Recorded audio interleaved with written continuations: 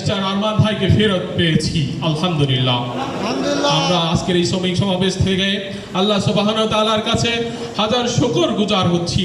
আল্লাহ সুবহানাহু ওয়া তাআলা আমাদের গুম হওয়া ভাইদেরকে ফিরিয়ে দিয়েছেন। আল্লাহ সুবহানাহু ওয়া তাআলা আমাদের শহীদ ভাইদের জান্নাতের সর্বোচ্চ মর্যাদা দান করুন, আমিন। সম্মানিত উপস্থিতি, এই পর্যায়ে প্রধান অতিথির বক্তব্য পেশ করছেন বাংলাদেশ জামায়াত ইসলামী মনোনীত ঢাকা 14 আসনের মাননীয় সংসদ সদস্য পদপ্রার্থী, বাংলাদেশ ইসলামী ছাত্র শিবিরের প্রথম কেন্দ্রীয় সভাপতি শহীদ মীর কাশেম আলী রাহিমাহুল্লাহর সুযোগ্য সন্তান, ফ্যাসিস্ট হাসিনা রায়নগর থেকে দীর্ঘ 8 বছর পরে যিনি মুক্তি পেয়ে আজকে বাংলাদেশ জামায়াত ইসলামীর ঢাকা 14 আসনের সংসদ সদস্য মনোনীত হয়ে এদেশের মানুষের ভাগ্যের চাকা পরিবর্তনের জন্য যিনি কাজ করে যাচ্ছেন, প্রতিনিয়ত মানুষের ধারে ধারে যাচ্ছেন, আমাদের সেই মজলুম নেতা, আমাদের সেই মজলুম ভাই ব্যারিস্টার মীর আহমেদ বিন কাশেম আরমান। এ পর্যায়ে বক্তব্য রাখছেন ব্যারিস্টার মীর আহমদ বিন কাশেম আরমান। নারায়ে তাকবীর, নারায়ে তাকবীর।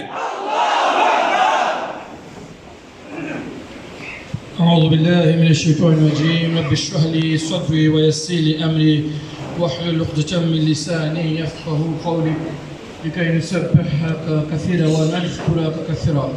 اللهم صل على سيدنا محمد وعلى آل محمد كما صليت على إبراهيم وعلى آل إبراهيم إنك حميد مجيد. اللهم بارك على محمد وعلى آل محمد كما باركت على إبراهيم وعلى آل إبراهيم إنك حميد مجيد. সম্মানিত সংগ্রামী ভাইয়ের আমার, আসসালামু আলাইকুম ওয়া রাহমাতুল্লাহি ওয়া বারাকাতুহু। কোরআনে পাকে আল্লাহ বলেছেন, আউযু বিল্লাহি মিনাশ শাইতানির রাজীম, কুলিল্লাহুম্মা মালিকাল মুলকি তু'তিল মুলকা মান তাশা'উ ওয়া তানজি'ুল মুলকা মিম্মান তাশা'উ ওয়া তু'ইজ্জু মান তাশা'উ ওয়া তুযিল্লু মান তাশা'উ বিয়াদিকাল খায়র। আল্লাহ বলেন, কাকে ক্ষমতায় বসানো হবে, কার কাছ থেকে ক্ষমতা কেড়ে নেওয়া হবে, কাকে সম্মানিত করা হবে, কাকে অসম্মানিত করা হবে, এটা একমাত্র আল্লাহর ইখতিয়ার। কিছুদিন পূর্বেই আমি ছিলাম একটি অন্ধকার ঘরে, যেখান থেকে বুঝতেও পারতাম না বাইরে কি দিন না রাত। আমাকে বলতো না আমাকে কোথায় আটকে রাখা হয়েছে, আমাকে বলতো না যে আজকে কয় তারিখ। আমি যখন নামাজ পড়ার জন্য সময় জানতে চাইতাম, সে সময়টাও তারা বলতো না। আমার পিতা শহীদ মীর কাসেম আলী সাহেবের মামলায় আমি একজন নিয়োজিত আইনজীবী ছিলাম। দেশে বিদেশে প্রতিবাদ করে বেড়াচ্ছিলাম, আদালতের বাইরে, যে আমাদের ইসলামী আন্দোলনের প্রাণপ্রিয় নেতৃবৃন্দকে হত্যার ষড়যন্ত্র চলছে।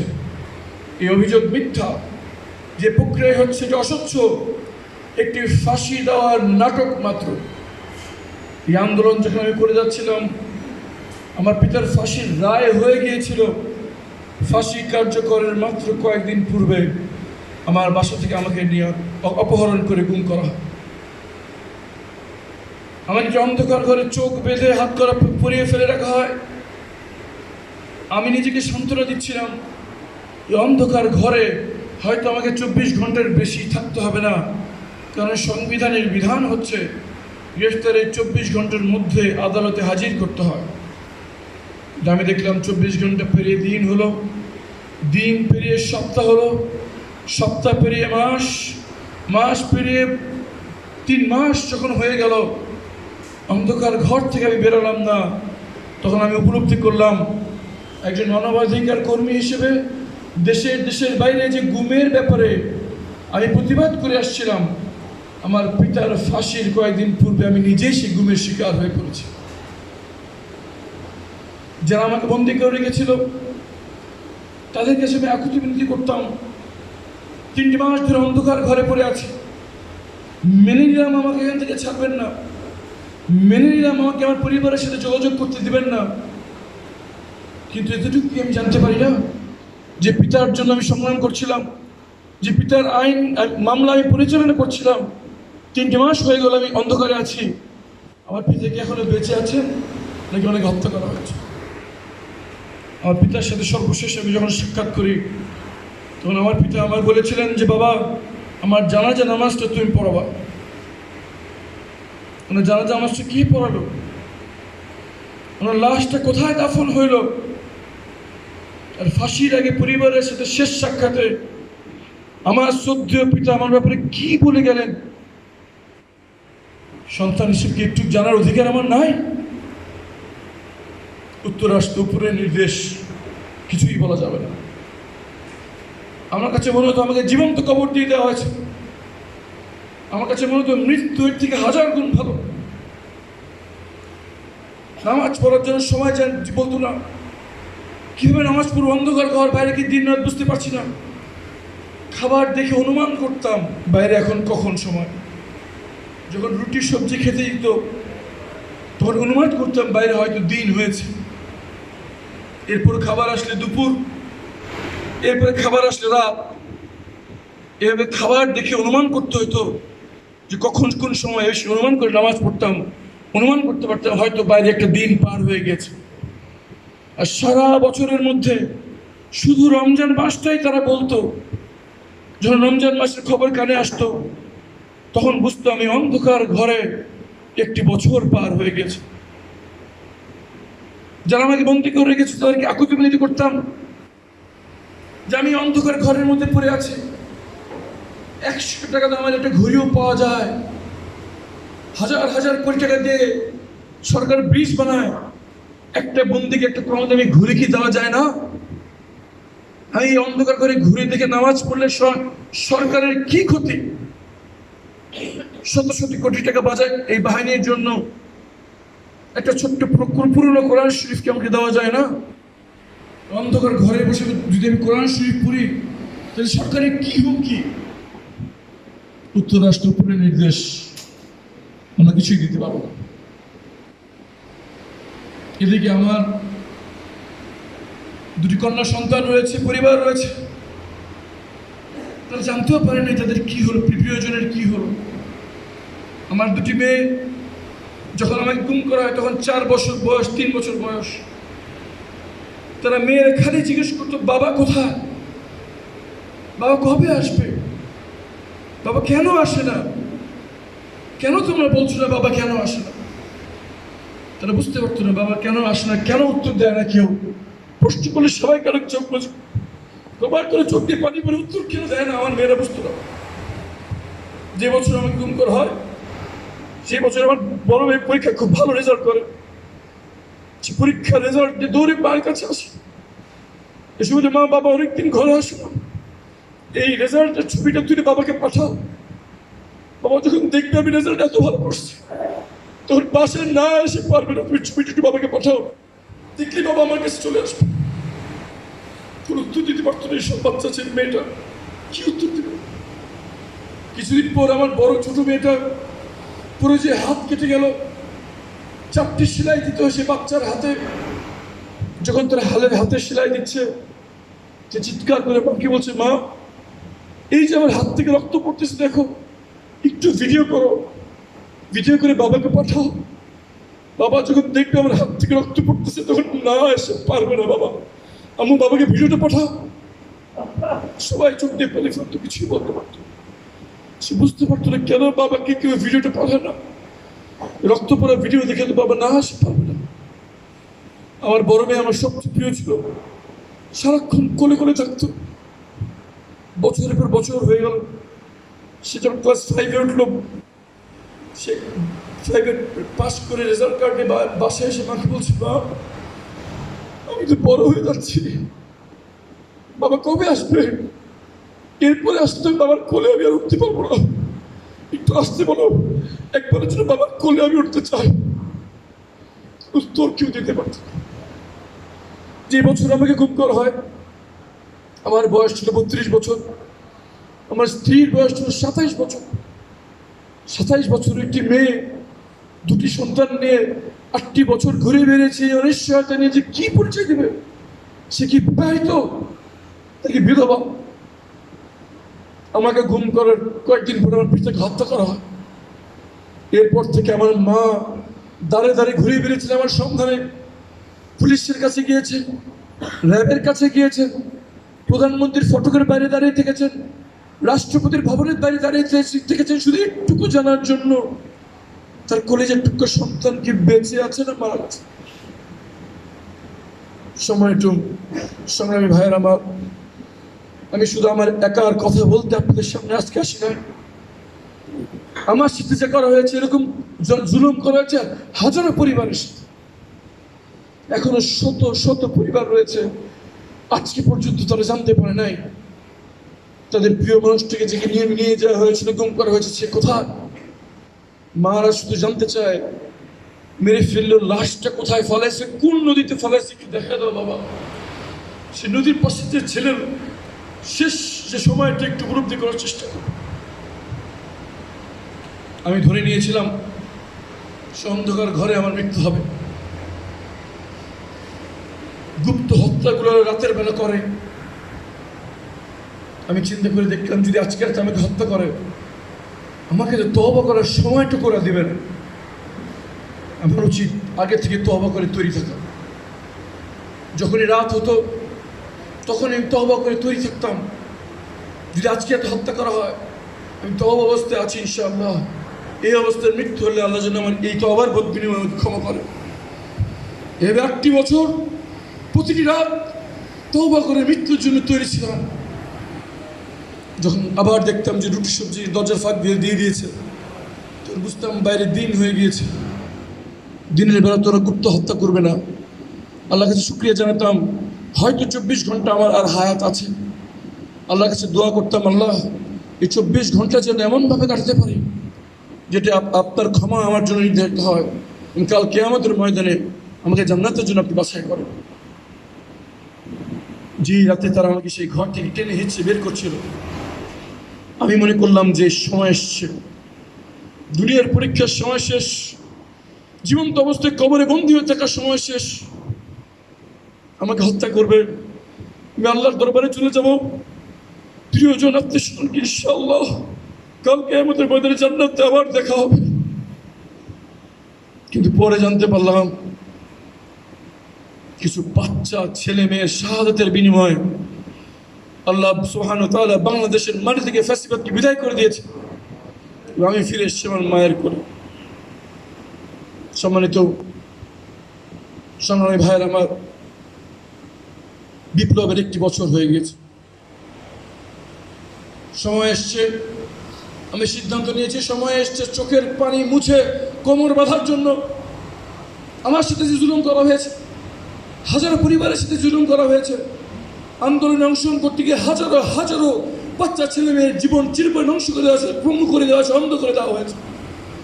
সময় এসছে এই আন্দোলনে নামার, যে এই জুলুম যেন আর কোনোদিন কেউ এই বাংলার মাটিতে করতে না পারে, সেই জন্য আমরা আমাদের নিজেদেরকে নিয়োজিত করবো ইনশাআল্লাহ। আমাদের সমাজের দিকে তাকান, বাংলাদেশ স্বাধীন হয়েছে আমরা 50টি বছরের উপর হয়ে গেল। এখনো মজুরির সংগ্রামী মজদুর ভাইদের কোনো অধিকার নাই। হাড় ভাঙা পরিশ্রম করে, রক্ত পানি করে, মাথার ঘাম পায়ে ফেলে তারা দেশের অর্থনীতির চাকা চালু করে রেখেছে। কিন্তু তারা অসুস্থ হলে পাশে কেউ দাঁড়ায় না, আহত হলে কেউ ক্ষতিপূরণ দিতে আসে না, শারীরিকভাবে দুর্বল হয়ে গেলে তাদের আর চাকরি হয় না। যাদের ছাড়া এই দেশ চলতে পারে না, তারাই সবচেয়ে অসহায় দুর্বল অবস্থায় অবশেষ করছে আমাদের এই দেশে। তাদের নিরাপত্তার কথা কেউ চিন্তা করে না, তাদের সন্তানের চিকিৎসার জন্য কেউ ব্যবস্থা করে না, শিক্ষার জন্য কেউ ব্যবস্থা করে না। আসুন, সময় এসছে এই সিদ্ধান্ত নেওয়ার। এই ঘুরে ধরা সমাজ আমরা মানি না, আমরা নতুন সমাজ চাই ইনশাআল্লাহ। যে সমাজে রাসূলুল্লাহর সিদ্ধান্ত শ্রমিকের ঘাম শুকনো রেখে তার পরিশ্রম দিয়ে দাও, সেই সমাজ আমরা চাই। আমরা সেই সমাজ চাই যেখানে যাকাত থাকবে, ধনীদের সম্পদ থেকে বঞ্চিতদের অধিকার রক্ষা করা হবে, সেই সমাজ আমরা চাই ইনশাআল্লাহ। সম্মানিত সংগ্রামী ভাইয়ের আমার, বিদেশি কারো ভিক্ষা আমাদের দরকার নাই। সমীক্ষায় দেখা গেছে যদি শুধু যাকাত এই দেশে যথাযথভাবে পালন করানো যায়, তাহলে মাত্র 20 বছরের ভিতরে এই বাংলার মাটিতে যাকাত দেওয়ার লোক খুঁজে পাওয়া যাবে না ইনশাআল্লাহ। আসুন সংগ্রামী ভাইয়েরা, আমাদের পরিবার পরিজন সবাইকে নিয়ে আমরা ঘোষণা দেই, পরিবর্তন চাই আমাদের। পরিবর্তন আমরা এখনই করবো ইনশাআল্লাহ। চিন্তা করে দেখেন, আমাদের সমাজের দিকে তাকিয়ে দেখেন, আপনারা আমরা রক্ত পানি করে পরিশ্রম করে হালাল উপার্জন করি, আর সন্ত্রাসীরা চাঁদাবাজি করে সেই টাকা চাঁদাবাজি করে নিয়ে যায়। আপনারা আমরা কোমর ভাঙা পরিশ্রম করে বৈধ উপার্জন করে ট্যাক্স দেই, আর দুর্নীতিবাজেরা সেই ট্যাক্সের টাকা দুর্নীতি করে দেশে বাইরে পাচার করে দেয়। আপনার আমার কন্যা সন্তানেরা রাস্তায় নিরাপদে হাঁটতে পারে না। একটি সমীক্ষায় দেখা গেছে 83% নারী যাত্রী বাসে ট্রেনে যাতায়াত করার সময় তাদের যৌন হয়রানি করানো হয়। তাহলে সমাজ হিসেবে আমরা কি মানুষ জন্ম দিচ্ছি, কি শিক্ষা দিচ্ছি যে আমাদের নারী, আমাদের কন্যা সন্তানরা নিরাপদে রাস্তায় হাঁটতে পারে? সমাজের সামনে ভাইয়ের আমার, পরিবর্তনের জন্য মাঠে নামতে হবে। আর মাত্র 3টি মাস পর এই জাতির ভাগ্য নির্ধারণ হতে চলেছে। 3 মাস পর নির্ধারিত হবে বাংলাদেশকে কি নতুন বাংলাদেশ হিসেবে আত্মপ্রকাশ করবে, নাকি আবার সেই ঘুণে ধরা হানাহানির দুর্নীতির অন্ধকার রাজনীতিতে বাংলাদেশ ফেরত চলে যাবে। সময় এসছে ঘর থেকে বেরিয়ে পড়া। সময় এসছে সকল ভেদাভেদ ভুলে আঞ্চলিকতা, মতাদর্শ, ধর্ম, বর্ণ নির্বিশেষে কাঁধে কাঁধ মিলিয়ে, হাতে হাত মিলিয়ে একসঙ্গে মাঠে ঝাঁপিয়ে পড়বো এবং আমরা শপথ দেব, নতুন বাংলাদেশের সূচনা না করে আমরা ঘরে ফিরবো না ইনশাআল্লাহ। আগামী 3টি মাসের প্রতিটি মাস, প্রতিটি সপ্তাহ, প্রতিটি দিন, প্রতিটি ঘন্টা, প্রতিটি মুহূর্ত মহামূল্যবান। আসুন আমরা শপথ গ্রহণ করি, আজকে থেকে আমরা কাজ শুরু করব। আমাদের আত্মীয় স্বজন, পরিবার পরিজন, প্রতিবেশী এবং বন্ধুবান্ধব এবং প্রবাসী যারা আছে সবাইকে আহ্বান জানাবো, আমি মাঠে নেমে পড়েছি, তোমরা আসো একসাথে, সবাই মিলে আমরা নতুন বাংলাদেশ গড়ব ইনশাআল্লাহ। পরিবর্তনের হাওয়া দেখা যাচ্ছে সব জায়গায়। পরিবর্তন দেখেছি ঢাকা বিশ্ববিদ্যালয়, পরিবর্তন দেখা যাচ্ছে চট্টগ্রাম বিশ্ববিদ্যালয়, পরিবর্তন আমরা দেখেছি রাজশাহী ও জাহাঙ্গীরনগর বিশ্ববিদ্যালয়। ইনশাআল্লাহ আমরা সবাই যদি আজকে থেকে মাঠে নামতে পারি এবং 3 মাসের আমানতকে কাজে লাগাতে পারি, পরিবর্তন সারা বাংলাদেশে সুনামির মতো দেখা যাবে ইনশাআল্লাহ। আমরা সবাই মিলে আজকে থেকে মাঠে নামার জন্য প্রস্তুত আছি কিনা সবাই হাত তুলে জানান। ইনশাআল্লাহ আল্লাহর উপর তাওয়াক্কুল করে আমরা সবাই মাঠে নেমে পড়বো ইনশাআল্লাহ। আল্লাহর এই জমিন আল্লাহর, আমরা আল্লাহর সৃষ্টি। এই জমিন যদি আল্লাহর নিয়ম অনুযায়ী চলে তাহলে জমিন থেকে বরকত উঠে আসবে, আসমান থেকে রহমত নাজিল হবে, দুঃখ, পীড়িত, অসহায়, নিগৃহীত মানুষের কষ্ট দূর হয়ে যাবে, প্রতিষ্ঠিত হবে শান্তির দেশ, শান্তির সমাজ। এবং এই সমাজে আমরা রেখে যাব আমাদের পরবর্তী বংশধরদের জন্য। আমরা যে দেশ পেয়েছি, আমরা যে সমাজ পেয়েছি, আমরা যে অর্থনীতি পেয়েছি, আমাদের পরবর্তী বংশধর একটি সমৃদ্ধশালী দেশ পাবে। মনে রাখবেন সংগ্রামী ভাইয়ের আমার, আমরা গরিব দেশ নই, দুর্নীতিবাজ নেতৃত্ব আমাদের গরিব করে রেখেছে। আমরা দুর্বল দেশ নই, ধ্বজভঙ্গর নেতৃত্ব আমাদের দুর্বল করে রেখেছে। এই নেতৃত্বকে পরিবর্তন করতে হবে, পাল্টে দিতে হবে ইনশাআল্লাহ। আমার মধ্যে যেমন নেতৃত্ব চাই যারা একমাত্র আল্লাহ ছাড়া কারো কাছে কিছু চায় না এবং একমাত্র আল্লাহ ছাড়া কাউকে ভয় করে না ইনশাআল্লাহ। আসুন, সময় এসছে, আর বসে বসে থাকার সময় নেই। আজকে থেকে, এখন থেকে আমরা মাঠে নাম ইনশাআল্লাহ। আমরা আমাদের দায়িত্বশীল, আপনাদের দায়িত্বশীল এখন উপস্থিত আছেন, তারা সবাই আপনাদেরকে সুনির্দিষ্ট পরিকল্পনা দেবেন, কর্মসূচি দিবেন। আমরা সবাই সর্বশক্তি দিয়ে পরিবার পরিজন, বন্ধু বান্ধব, প্রতিবেশী, আত্মস্বজন, প্রবাসী সবাইকে নিয়ে এই পরিবর্তনের আন্দোলনে ঝাঁপিয়ে পড়ে আজকে থেকে ইনশাআল্লাহ। সবাই মিলে আমরা একসাথে কাজ করলে পরিবর্তন দরজায় করা নাড়ছে ইনশাআল্লাহ। আজকে শেষ দেখা নয়, আবার দেখা হবে। আপনারা সবাই আমার জন্য দোয়া করবেন। 8টি বছর এই গায়ে সূর্যের আলো পড়ে নাই। আমার ডাক্তার আমাকে বলে আমার রোগ প্রতিরোধ ক্ষমতা এতটাই দুর্বল যেমনটি শব্দ ভূমিষ্ঠ শিশুর হয়ে থাকে। তো যেহেতু আল্লাহ নিজ হাতে আমাকে জীবিত রেখেছেন এবং যে কয়েকদিন জীবিত রাখেন, বাংলাদেশের মানুষের ভাগ্য পরিবর্তন করার জন্য আন্দোলন চালিয়ে যাবো ইনশাআল্লাহ। আমি আপনাদের সামনে দাঁড়িয়েছি, এটাই প্রমাণ করে হায়াত মৌত কোনো মানুষের হাতে না, একমাত্র আল্লাহর হাতে। যদি ফ্যাসিবাদী সরকার 24 ঘন্টার সময় আগে জানতো যে 24 ঘন্টা পর তাকে দেশ থেকে পালাতে হবে, তাহলে আমরা যারা আয়নাঘরে ছিলাম কেউ হয়তো জীবিত বাঁচতে বেরোতে পারতাম না। আল্লাহর সিদ্ধান্ত ছিল আমাদেরকে বের করে নিয়ে আসবেন এবং ফ্যাসিবাদের দুর্নীতি অত্যাচার নির্মমের ঘটনা আমরা সারা বিশ্বকে জানাবো। এবং যে কদিন আল্লাহ হায়াত রেখেছেন, যে কদিন গলায় শক্তি রেখেছেন, ইনশাআল্লাহ ফ্যাসিবাদের মুখোশ আমরা উন্মোচন করেই যাবো ইনশাআল্লাহ। আপনারা সবাই আমার জন্য দোয়া করবেন, আমার দুটি কন্যা সন্তানের জন্য দোয়া করবেন। আমার মা এবং স্ত্রীর উপর যা গিয়েছে তেমন ভাষায় বলা সম্ভব না, আপনাদের কাছে দোয়া প্রার্থী। এবং এই যে মানুষের ভাগ্য পরিবর্তনের আন্দোলনে আমরা নেমেছি, এই আন্দোলনে আমি একা নই, আমার সাথে রয়েছে এক ঝাঁক নিবেদিত কর্মী বাহিনী যারা একমাত্র আল্লাহর সন্তুষ্টির জন্য নিজেদের জীবন উৎসর্গ করে দিয়েছেন। আপনারা সবাই তাদের জন্য দোয়া করবেন। আমরা সবাই একসাথে একসঙ্গে মাঠে নেমে নতুন বাংলাদেশ করব, আমাদের পরবর্তী বংশধরদের জন্য সমৃদ্ধশালী, ঐক্যবদ্ধ, শক্তিশালী বাংলাদেশ আমরা রেখে যাবো ইনশাআল্লাহ। আবার দেখা হবে। আজকের জন্য বিদায় দিচ্ছি, আপনাদের দোয়া চেয়ে গেলাম। ইনশাআল্লাহ আমরা একসঙ্গে নতুন বাংলাদেশ করবো। ওয়া আখির দাওয়াহুম আলহামদুলিল্লাহি রাব্বিল আলামিন। সুবহানা রাব্বিকা রাব্বিল ইজ্জাতি আম্মা ইয়াসিফুন ওয়া সালামুন আলাল মুরসালিন আলহামদুলিল্লাহি রাব্বিল আলামিন। আসসালামু আলাইকুম ওয়া রাহমাতুল্লাহি ওয়া বারাকাতুহু।